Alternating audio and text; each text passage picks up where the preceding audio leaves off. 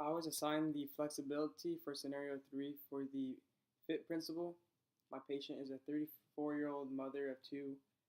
She works from home. And for the frequency, for her flexibility goals, I would have her be at 3 times a week. And for the specific workouts, but I'd also recommend her stretching 4 or more times a week.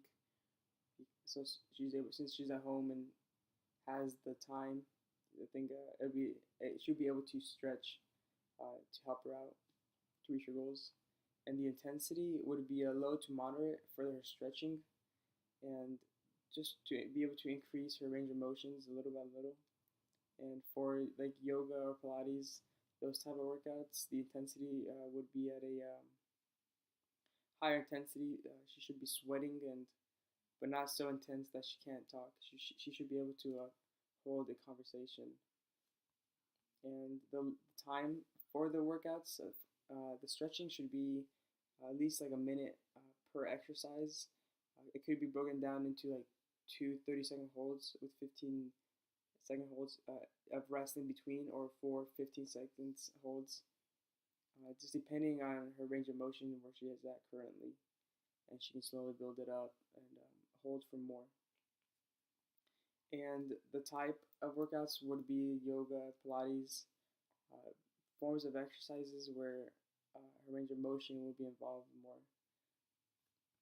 And then for the practicals, for practical 2, the creatine supplement for a 17-year-old cross country runner, I would not recommend him or her taking this for various reasons. The first reason would be that um, creatine, the ATP creatine phosphate, is a pathway used for high intensity short bursts exercises, which is a complete opposite of cross country and an endurance sport. And ATP creatine phosphate is also known as an immediate energy source. So it wouldn't be necessary for them to be taking creatine to supply themselves for those for the endurance run.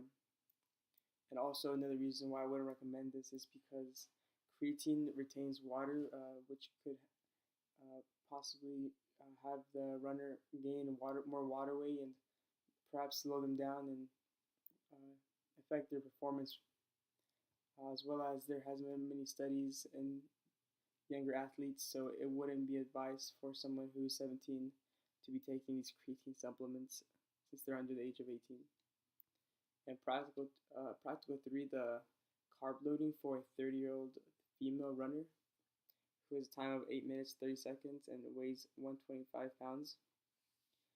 I also wouldn't recommend her taking these carb loading, because the principle of carb loading is increasing your carb intake to supply the storage of uh,